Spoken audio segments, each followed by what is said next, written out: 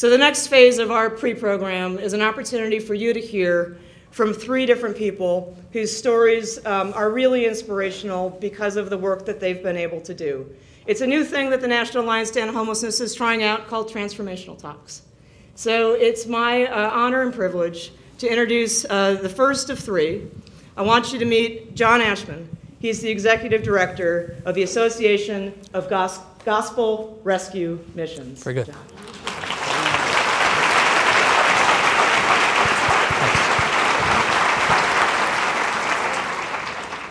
We might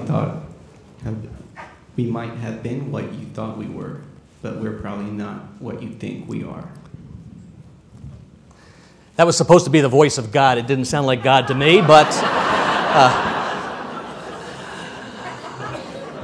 Reginald Marsh was an American painter who let us peer into the shadows of life in the Depression in New York City. This is one of his standout pieces. It's called Smoke Hounds. You see people on the sidewalks, homeless people, inebriated, living in their despair, but there's a glint of hope there. The sign above them says, All-Night Mission, Bowery number 8. I want to tell you, 80 years later, 2014, the lights of the Bowery Mission are still on. So are the lights of about 300 missions across North America. AGRM, Association of Gospel Rescue Missions, is North America's oldest and largest network of faith-based, independent crisis shelters and addiction recovery centers. We've been around for a long time. The roots go deep into American soil. Soup, soap, and salvation is how they were known. And that was okay in those days because people knew what that meant. Many of them had wagons like this. They called them gospel wagons. They'd go up and down the streets past the bars and brothels, and they say, climb on if you're tired of living like this. And they did. They climbed on, went down to the mission. Incidentally, that's where the term falling off the wagon came from, if you're ever curious. I don't want to minimize what happened at those missions, however, because there were a lot of people who had radical changes in their lives over the years. My wife's grandfather abused alcohol, abused his family, and as a result, ended up in a mission. He did a 180 in his life, came home, lived in harmony and sobriety until his death.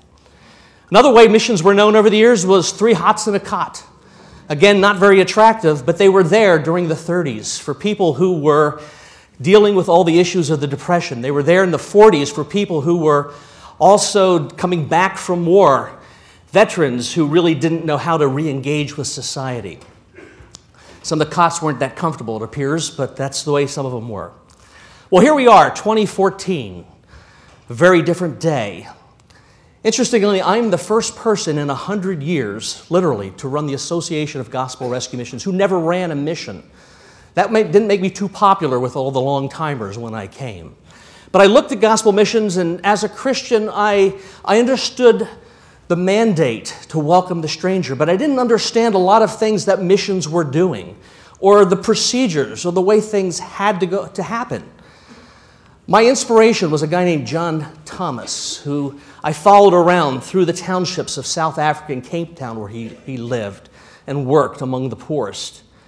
And he said, you know, John, I always thought that Jesus wanted me to help people save souls. And then I read the Bible more carefully, and I realized I was wrong. Jesus wanted me to save people. A big difference. Rescue missions today are changing. They have to change. Radical hospitality replaces soup, soap, and salvation. That's why 81% of our missions now do not require someone to go to a chapel service before they get something to eat. We're working on those other 19%. The church moves like a snail through sap, but sometimes you get there. Radical hospitality means welcoming the stranger every time. A lot of young people are coming. We have more Gen Y and millennials working at missions now than ever before. You'll see critical services that we're doing. Of course, addiction recovery has always been the hallmark of rescue missions, but now what you're seeing is dental, medical clinics.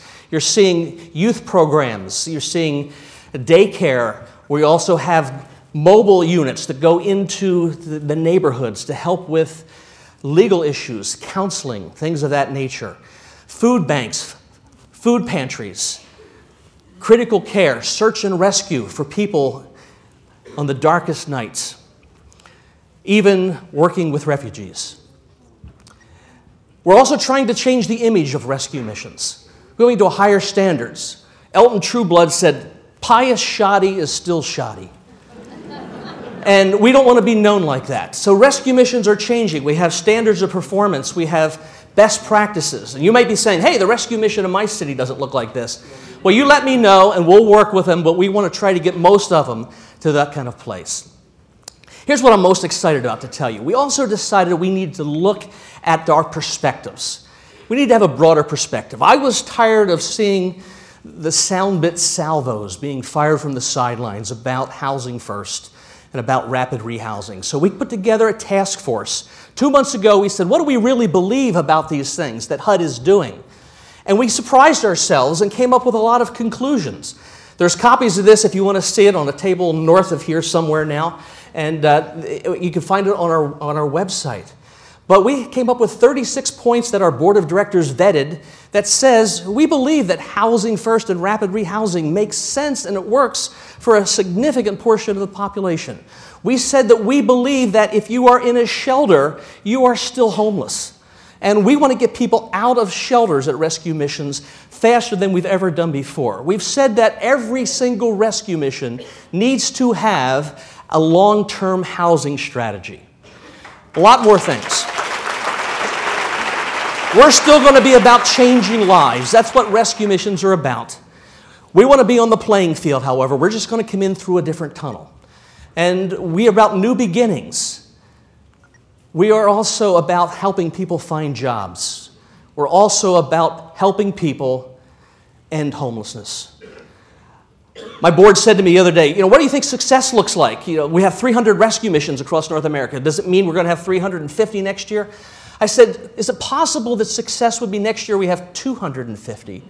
Because we turned around and went back and helped the church in America pick up the ball that it dropped years ago.